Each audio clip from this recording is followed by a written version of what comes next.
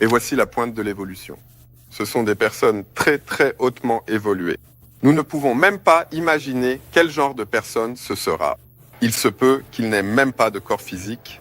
Ce que tu t'apprêtes à voir, c'est probablement la plus grande révélation scientifique de ta vie. Car ici, on parle de la découverte qui explique tout le mystère de la réalité et de l'existence. Rien que ça. Ces révélations viennent d'un des plus grands scientifiques de l'histoire, Itzhak Bentov, auteur du livre « À la recherche du pendule sauvage » publié en 1977. Et dis-toi, ces découvertes ont tellement été puissantes que la CIA les a reprises dans un document gouvernemental longtemps resté classifié, intitulé « Analyse et évaluation du processus Gateway », aujourd'hui déclassifié. Je te le dis franchement, cette vidéo va littéralement bouleverser toute ta vision de la réalité, surtout dans la dernière partie de l'interview, quand Bentov parle de l'évolution ultime de la conscience, ce qu'il appelle l'âme supérieure, donnant forme à un être qu'on qualifierait de Dieu. Mais avant d'en arriver là, comprenons déjà ce qu'est réellement l'évolution, comment nous sommes devenus ce que nous sommes, mais surtout vers quoi nous nous dirigeons. On peut dire que si l'on considère les théories de Darwin comme étant correctes, et que nous savons que nous avons évolué des singes vers les humains, nous sommes maintenant arrivés à un point où nous avons une forme humanoïde, une colonne vertébrale verticale, nous sommes raisonnablement intelligents, nous pouvons appuyer sur des boutons de télévision, conduire des voitures, etc., etc. Et ce que j'aimerais faire, c'est peut-être dessiner un petit schéma, mais ne vous inquiétez pas, ce ne sera pas très scientifique. Ici, Itzhak Bentov s'apprête à répondre à l'une des plus grandes questions de l'humanité. Si l'homme descend du singe, alors pourquoi y a-t-il encore des singes? Mais surtout, il va révéler ce que très peu ont osé imaginer. À quoi ressemblerait la prochaine étape de l'évolution humaine? Parce que si le singe est devenu l'homme, alors en quoi l'homme est-il destiné à se transformer? Laissez-moi dessiner ce qu'on appelle une courbe en cloche, qui ressemble à peu près à ceci. Elle est utilisée pour décrire des événements aléatoires. Et voici comment cela fonctionne. Si nous supposons, prenons maintenant la situation suivante.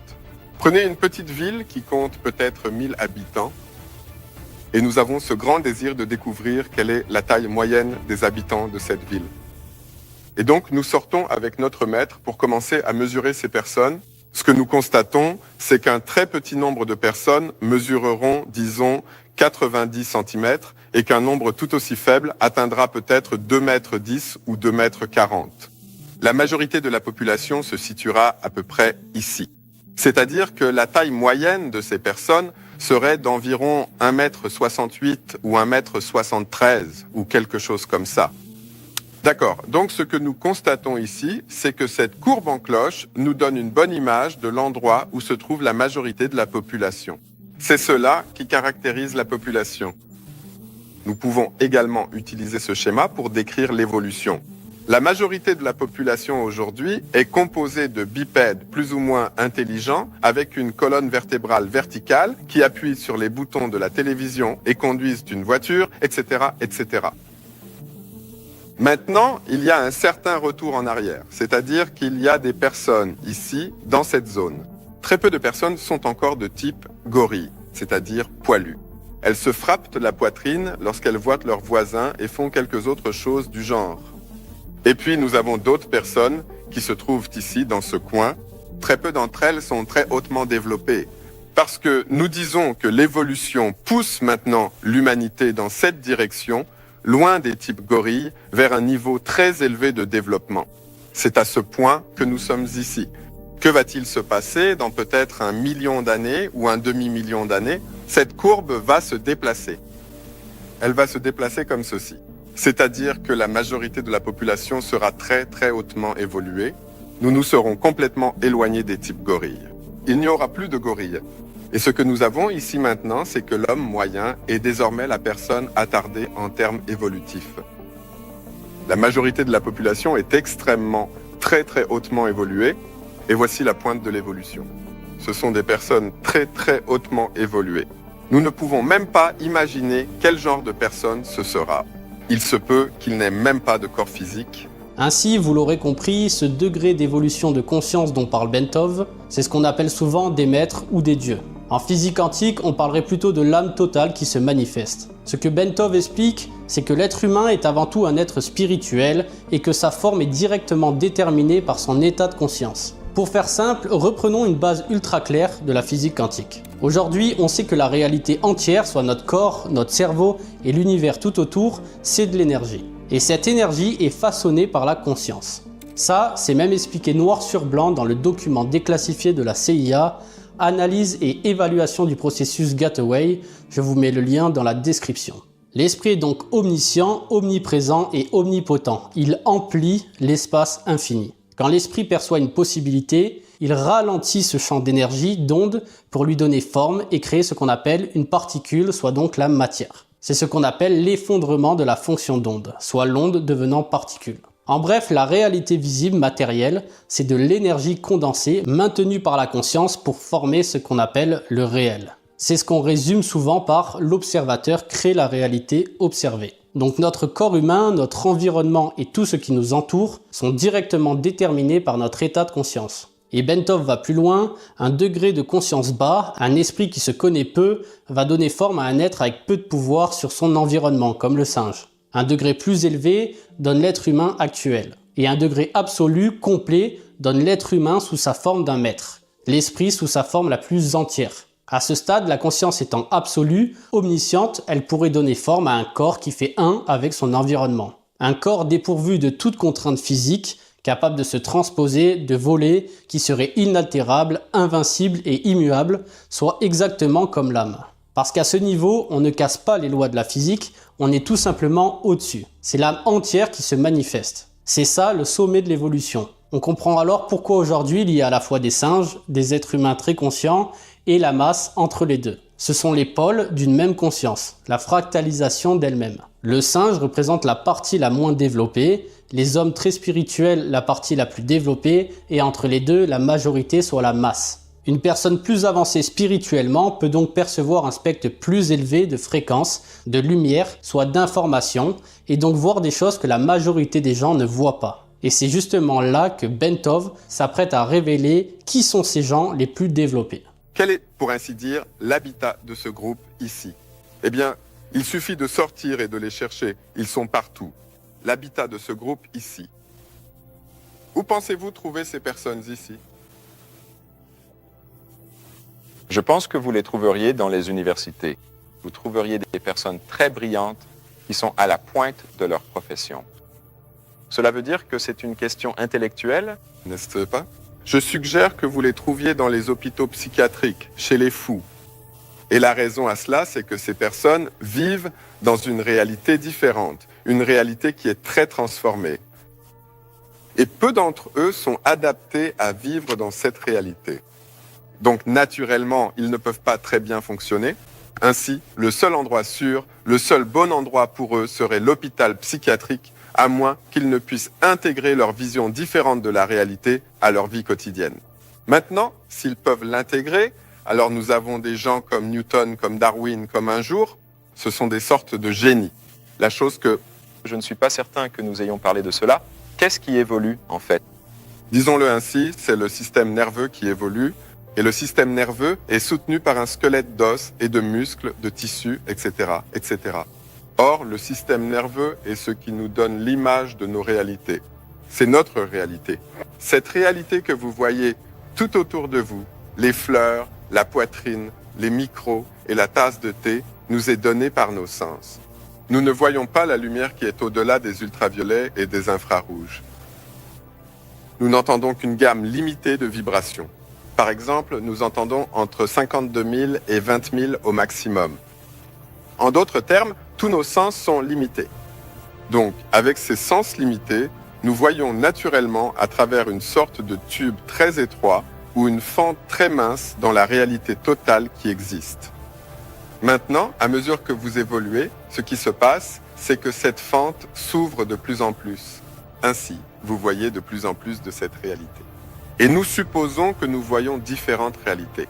Il ne s'agit pas vraiment de réalités très différentes, mais plutôt d'une vision très étendue et large d'une seule et très grande réalité. La Bible mentionne peut-être 4 à 6 couleurs au maximum. C'est ce que les gens voyaient, tout juste, il y a peut-être 4000 ans. De nos jours, nous voyons des centaines et des milliers de couleurs. C'est-à-dire que notre système visuel a évolué. Nos congénères mammifères comme les vaches et les chevaux ne voient qu'en noir et blanc. Ceci est donc un exemple de l'évolution du système nerveux. Les sens sont une extension de notre système nerveux. Nos yeux, nos oreilles, etc. sont une extension de notre cerveau. Ce qu'explique ici Bentov, c'est qu'avant tout, la réalité est une seule et unique dimension que l'on nomme l'absolu. Cette dimension est unique et elle est comparable à un champ infini de possibilités que l'on nomme en physique quantique le champ des possibles. C'est l'être dans sa totalité. Ainsi, la vision que nous avons de la réalité correspond à cette différence de fréquence entre l'observateur et l'absolu. Cela veut dire que l'expansion de l'univers ou l'évolution correspond en fait juste à cette conscience qui a de plus en plus conscience d'elle-même, et donc élargit le spectre de fréquences à travers lequel elle perçoit. Pour faire simple et déjà partir sur de bonnes bases, il faut donc comprendre que c'est la conscience qui structure l'apparence du cerveau, du corps et de l'environnement, et non l'inverse. Donc plus la conscience évolue, plus elle développe avec elle tout ce qui s'ensuit, le corps, le cerveau et l'environnement, donc la vision même de la réalité. Car la réalité, la matière, est dérivée de la conscience. Ainsi, lorsque la conscience évolue, c'est la réalité entière qui évolue avec elle. Une individualité limitée, soit un esprit à faible conscience de lui-même,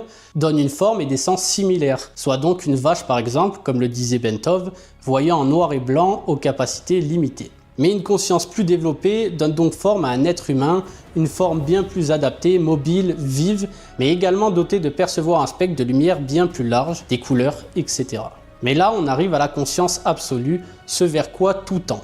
Et cette conscience donnerait naissance à l'unité entre l'observateur et l'absolu, soit l'universalité pleinement individualisée. En bref, pour imager, c'est la fréquence de l'absolu qui s'exprime à travers l'être humain, et donc elle élève par conséquent tous les sens de l'être en question. C'est cela qui transformerait le corps humain en un corps affranchi de toute limitation, un corps capable de se transposer, de voler, éternel et même capable de choses dont on n'imagine pas encore. Il aurait simplement des capacités infinies similaires à l'âme, et en serait donc parfaitement de même substance. C'est l'univers ayant l'œil pleinement ouvert sur lui-même. Mais poursuivons l'interview car la suite est encore plus intéressante. Vous voyez? D'accord. Donc tout à l'heure, vous parliez des personnes qui étaient des mutants, soit dans les hôpitaux psychiatriques, soit des génies. Ce sont des personnes qui ont une perception élargie et qui, par conséquent, peuvent voir une réalité que les gens ordinaires à ce stade de l'évolution ne sont pas capables de percevoir. C'est exact. Quelle est la nature de cette réalité qu'ils sont capables de percevoir? Eh bien, en fait, cela est classé comme une forme de réalité purement non physique. Parfois, nous pouvons prendre un exemple, prenons un exemple simple. La famille est assise à table pour le dîner et il y a un enfant, peut-être de 15 ou 16 ans, qui lève les yeux et dit soudainement à sa mère « Hé, maman, regarde là-bas !» La grand-mère décédée se tient dans le coin. « Oh, mère regarde autour d'elle et dit non. Oh, il n'y a pas de grand-mère là-bas. » Et elle dit « Eh bien, mon petit, il y a quelque chose qui ne va pas chez toi.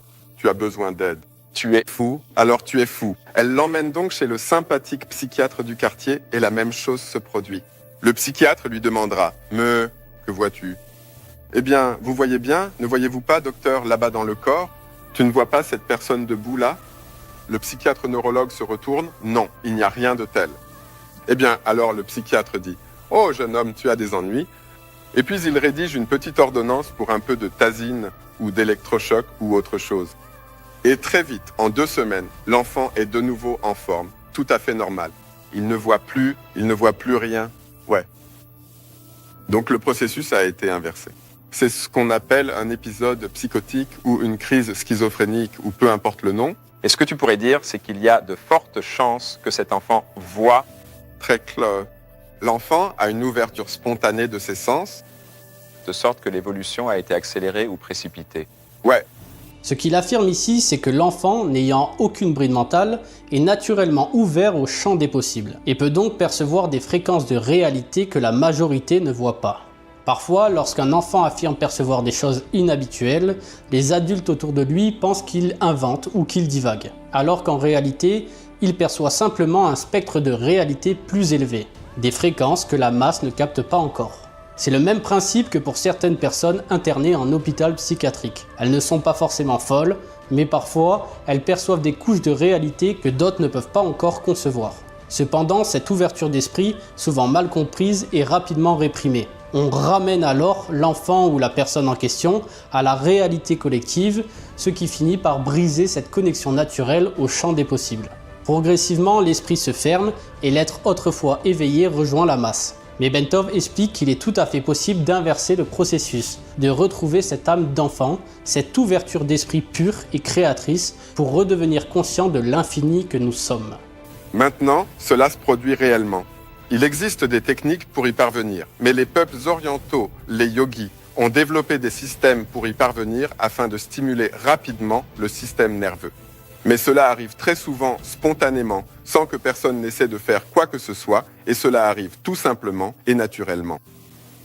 Ce que dit Bentov, c'est que naturellement nous sommes ce champ des possibles, c'est notre véritable nature. Donc, si nous ne bloquons pas le processus et que nous nous laissons guider, nous tendons toujours naturellement vers cette âme supérieure. Comme on dit, le naturel revient au galop. Il suffit simplement de le laisser s'exprimer et de ne pas le réprimer. Car, comme le dit Bentov, c'est en laissant s'exprimer cela que les miracles adviennent.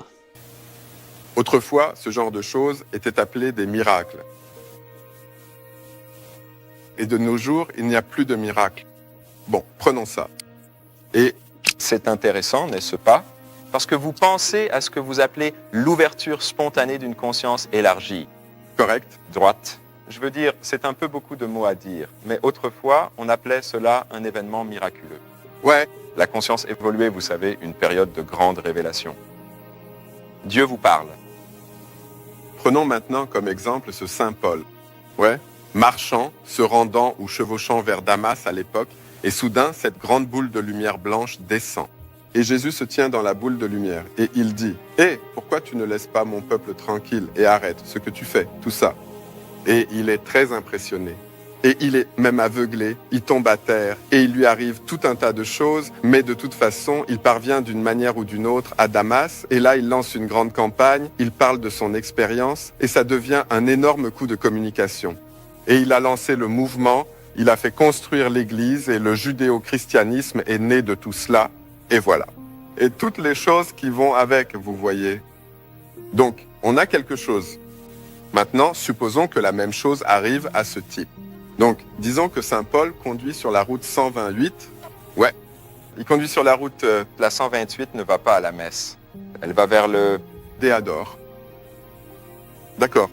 Alors ce type conduit et soudain une grosse boule de lumière descend devant son pare-brise et voilà Jésus qui se tient devant lui et il est très très impressionné et sa conduite devient naturellement un peu hésitante. Et bien sûr, il y a un flic derrière lui et il dit « Oh !» Il le fait se ranger sur le côté de la route et il dit « Monsieur, puis-je voir votre permis de conduire et votre carte grise, tout ça ?» Et ce type est tellement impressionné qu'il ne cesse de bafouiller quelque chose à propos de Jésus et tout ça. Et le flic dit « Eh bien, vous devez conduire sous influence, n'est-ce pas ?» Alors on l'arrête et on l'emmène au poste. Alors ce qui se passe, c'est qu'il arrive au poste et là, on lui dit qu'il est toujours sous influence, vous voyez ? Alors ils appellent une ambulance et l'envoient à l'hôpital psychiatrique. À la réception, ils lui font un entretien très court. Et le gars note dans le registre que l'individu est arrivé avec un épisode psychotique aigu ou schizophrénique, à connotation religieuse. C'est tout. Et voilà ce que nous avons fait du miracle. Nous avons pris le miracle et l'avons réduit en une véritable poudre grise. Donc plus de miracle. Tout le monde se plaint qu'à l'époque biblique, à chaque page de la Bible, il y avait 1 ou 2 miracles et maintenant il n'y a plus de miracles. Voilà ce que nous faisons des miracles. Nous aplatissons simplement la Bible.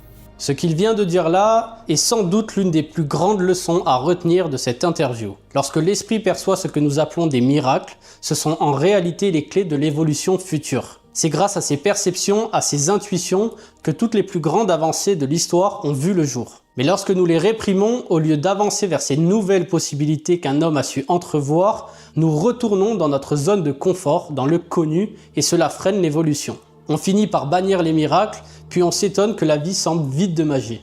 Pourtant, il faut croire aux miracles pour les vivre et non l'inverse. C'est toujours à la conscience de faire le premier pas pour que la matière suive.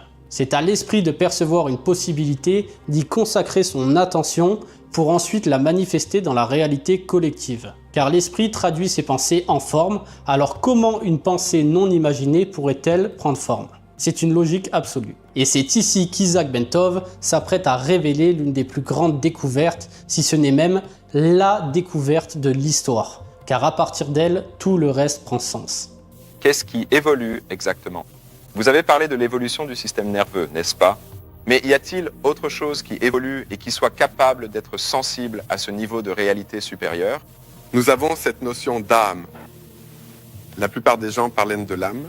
C'est une sorte de chose non physique, très théorique. Et donc, quand tu vas à l'église, tu sors cette âme du placard, tu la fais briller un peu, puis tu vas à l'église et tu en as une, ton âme, puis tu reviens et tu la remets dans le placard jusqu'à la semaine suivante. Voilà à peu près l'idée qu'une personne normale se fait de l'âme. Mais en réalité, ce n'est pas le cas. Je veux dire, nous n'avons pas d'âme, c'est plutôt l'inverse. C'est l'âme qui nous possède. Donc, c'est cette chose qui évolue. La chose permanente et éternelle, c'est l'âme. Et le corps est une sorte de chose jetable. C'est-à-dire, tu utilises un corps comme une voiture pendant 80 000 km, 100 000 km, puis tu le mets à la casse et c'est fini, tu en prends un autre. Donc, le conducteur, c'est l'âme qui utilise le corps pendant un certain temps, puis elle l'épuise et finit par en prendre un autre tôt ou tard. Ici, Bentov explique que nous ne sommes pas un être humain vivant une expérience spirituelle, mais un être spirituel vivant une expérience humaine. Ainsi, nous structurons notre corps à partir de nous-mêmes, à partir de l'énergie. Mais lorsque cette énergie perd en intensité à cause d'une déconnexion mentale avec sa source, le corps se dégrade. L'énergie structurée se désorganise et perd en cohérence comme un pendule déconnecté de la force qui l'a mise en mouvement. C'est alors que l'âme relâche le corps et en restructure un autre, c'est ce qu'on appelle la mort. Autrement dit, la mort n'existe pas comme une fin, elle n'est qu'un changement de structure, d'état. L'âme, elle, ne meurt jamais puisqu'elle est immuable. Elle se manifeste simplement à travers une nouvelle forme, encore et encore. Cependant, Bentov explique aussi, et cela rejoint ce qui est décrit dans le document déclassifié de la CIA, appuyé par les travaux de Niels Bohr et Werner Heisenberg sur l'interprétation de Copenhague, qu'une âme pleinement développée, un esprit totalement conscient de lui-même, n'a plus besoin d'abandonner son corps, car il ne perd plus en intensité. En d'autres termes, la mort est une illusion née d'une perte de conscience de soi. L'âme qui structure le corps est immortelle et recrée sans cesse la forme au sein d'elle-même, dans l'éternel instant présent. Elle n'a jamais été soumise au temps, à l'espace ou à la mort, car tout cela n'existe pas réellement. De même que la matérialité, au sens strict du terme, n'existe tout simplement pas. Cette phrase est d'ailleurs écrite mot pour mot dans le document dont je vous parle. Ainsi, lorsque l'être humain prend conscience de son immortalité, qu'il est cet esprit total, cette âme supérieure, il réalise qu'il est immortel, omniscient, qu'il est Dieu tout simplement. Et cette prise de conscience élève son corps au même degré vibratoire. C'est cela qui transforme alchimiquement le corps humain en corps divin et lui confère les facultés correspondantes. Dès lors, la mort, la dégradation du corps ou les limitations cessent d'exister car l'illusion se dissipe. C'est d'ailleurs le principe même de la théorie des quanta, un corps qui maintient son lien avec la source qui l'a mise en mouvement demeure immuable et éternel. Et cette source, c'est l'âme. Ainsi, la pleine conscience d'être l'âme totale, l'universalité individualisée, donne naturellement forme à un corps à l'image de Dieu. Comme le dit la Bible ou le Codex d'Élohim, le corps est l'image de l'esprit. L'esprit de Dieu donne forme au corps de Dieu. Et nous sommes déjà Dieu. Nous suivons simplement consciemment le processus de notre propre évolution. C'est exactement ce que Bentov explique. Et donc c'est l'âme qui fait l'expérience de l'évolution et non notre personnalité ni nos existences physiques. C'est-à-dire que l'âme est le réceptacle des informations que nous recueillons au cours d'une vie. Eh bien, je vais te dire, peut-être qu'on devrait dessiner un autre schéma. Les corps physiques sont ici. Un autre corps physique, un autre corps physique. Et voici Joe, et voici Jim. Et voici Sarah, etc. Maintenant, clairement, ceci est le niveau physique. Ouais, à ce niveau physique, nous sommes tous séparés. Tu es assis là et je suis assise ici et nous sommes tous séparés. Maintenant, dessinons un autre niveau. Ce niveau est légèrement supérieur. Et appelons-le le niveau de l'âme. Ouais. Eh bien, il y aura un certain mélange ici. Dessinerons cette personne comme s'étendant pratiquement à l'infini dans cette direction. Maintenant, regarde ce qui se passe au niveau physique. Nous sommes séparés et il y a cette distance entre nous. Disons qu'au niveau de l'âme, cette personne s'étend autant et que l'autre personne se mélange légèrement avec elle, c'est-à-dire que les âmes sont en quelque sorte en contact les unes avec les autres. D'accord ? Elles se chevauchent, ces deux lignes. Maintenant, passons à un niveau supérieur et appelons-le, disons, le niveau du soi supérieur qui est en quelque sorte le chef de cette âme-là. Ce que nous constatons, c'est que le soi supérieur de cet autre s'étend à telle distance et que les autres s'étendent à telle distance. Il y a davantage de chevauchement entre eux. Au niveau le plus élevé, qui est le niveau spirituel le plus élevé, nous nous chevauchons fondamentalement et complètement. Tout le monde chevauche tout le monde. En d'autres termes, tout et tout le monde est partout, absolument partout, dans une interconnexion profonde et significative. En d'autres termes, nous sommes devenus omniprésents. Il s'agit d'un état d'être hautement spirituel et perfectionné, ou de Dieu que vous pouvez appeler. D'accord ? D'accord. Et pour que nous existions sur tout cela simultanément. Sur tous ces points simultanément. Donc nous ne sommes pas au courant. De votre point de vue, alors, lorsque nous nous voyons les uns les autres comme des entités séparées, cela n'est vu que sur un seul plan de réalité. Correct. Et donc, que cela nous plaise ou non, nous évoluons tous vers la divinité. Mais vous savez, cela prend des éons, alors ne retenez pas votre souffle. Est-ce là le but de l'évolution ? Naturellement. Parce qu'à ce moment-là, tu commences à comprendre comment le système fonctionne. Et l'une des bonnes choses à propos de ce système, c'est que le système veut t'apprendre à propos de lui-même. Qu'est-ce que tu entends par bon système ? Oui ? Qu'est-ce qu'il veut t'apprendre ? Eh bien, si tu es omniprésent et que tu sais tout, c'est l'état dans lequel le système veut que tu sois. Parce que le système est une intelligence ou un système de collecte d'informations. Et il distribue aussi librement toutes ces informations.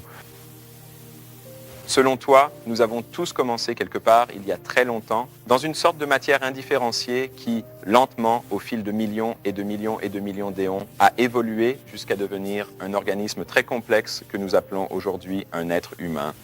Et il possède un système nerveux que, à ce moment précis de l'histoire, nous comprenons comme étant sensible à certains niveaux de la réalité à travers nos yeux, nos oreilles, notre nez et d'autres perceptions sensorielles. Et c'est en quelque sorte ce que nous appelons la réalité matérielle, ordinaire. Cela nous permet de conduire des voitures et de faire notre travail chaque jour. Cependant, il existe un mouvement évolutif qui continuera à nous pousser au-delà de là où nous en sommes aujourd'hui. Et ce qui va être poussé, c'est notre âme. Et qu'à un certain moment, nous aurons ces expériences de conscience élevées, dans lesquelles des réalités supérieures ne sont pas seulement perçues, mais vécues. Et finalement, nous atteignons la perfection. Que cela nous plaise ou non. Il explique donc que le processus d'évolution suit son cours, que nous en soyons conscients ou non, et que nous le voulions ou pas, cela adviendra. Et ça me rappelle une phrase de Frank Herbert, l'auteur du roman Dune, qui a dit « Le mystère de la vie n'est pas un problème à résoudre, mais une réalité dont on doit faire l'expérience. Si on interrompt un processus, on ne peut pas le comprendre. Pour le comprendre, il nous faut cheminer avec lui, l'embrasser, progresser à ses côtés et lâcher prise. Ainsi, nous sommes voués à expérimenter la vie de Dieu, car nous le sommes déjà. Simplement, nous en suivons le processus consciemment pour le comprendre, pour nous comprendre, et c'est cela que nous appelons la vie, l'esprit en mouvement. Et nous finissons donc cette interview par la réponse à cette immense question. Cette évolution arrivera-t-elle dans des millions et des millions d'années, ou pouvons-nous accélérer le processus ? Et peut-on réellement accélérer ce processus en faisant quelque chose de spécifique et de concret ? Oui. Eh bien, on utilise des techniques méditatives qui stimulent le système nerveux beaucoup plus rapidement qu'un rythme évolutif normal. Ces techniques existent, mais il n'est pas nécessaire de faire quoi que ce soit. Cela va arriver de toute façon. Arriver quoi ? Une vision. C'est une vision très vaste et lumineuse. Vous aurez donc compris que oui, on peut accélérer le processus, car la vitesse à laquelle le changement se produit dépend simplement de notre prise de conscience sur cette réalité déjà présente. Ainsi, je vous recommande de lire son livre « À la recherche du pendule sauvage » ou encore le Codex d'Elohim faisant seulement 92 pages, car vous intégrerez directement cette conscience pour la manifester dans votre réalité. Ces livres sont disponibles sur Amazon, je vous mets leur lien en description. Mais surtout, comme l'a dit Bentov, il ne s'agit pas seulement de les lire, mais d'intégrer par la méditation et dans votre vie quotidienne cet état de conscience afin de vivre selon lui, de l'incarner réellement. D'ailleurs, vous avez été hyper nombreux à me demander comment incarner cet état de conscience ici même, dans notre vie quotidienne. Eh bien, la réponse est que c'est un mode de vie. Il s'agit de vivre comme un maître, de vivre cette réalité au présent pour ensuite la manifester. Nous sommes la somme des 5 personnes que nous fréquentons le plus, et dans ces personnes, il y a surtout vous. Et pour cela, j'ai décidé d'ouvrir une communauté dans laquelle nous pourrons tous échanger. Ça s'appelle la Maison d'Elohim et c'est disponible sur la plateforme Skool. C'est une communauté dans laquelle nous pourrons tous parler, échanger et partager plein d'idées et de choses, mais également un espace dans lequel vous aurez accès à toutes les archives scientifiques uniques sur l'esprit, dont celle de la CIA, de Bentov, mais aussi de nombreux e-books, des archives, des livres, dont d'ailleurs le Codex d'Elohim. Mais ce n'est pas tout, car plus vous participerez et serez actif, plus vous débloquerez des choses uniques, comme par exemple la formation YouTube IA d'une valeur très élevée, ou encore l'unique formation Mindset Leadership, soit la formation la plus complète que vous pourrez trouver pour tout améliorer, que ce soit financièrement, spirituellement ou physiquement. Je vous mets le lien en description pour vous inscrire, alors foncez, car le changement se produit maintenant. N'oubliez également pas de vous abonner, de mettre un pouce bleu et d'activer la cloche. Je vous remercie et je vous souhaite une excellente journée. Ben Bentov est un homme merveilleux, aimant, gentil, courageux, courtois, loyal et toutes les autres qualités que l'on peut citer.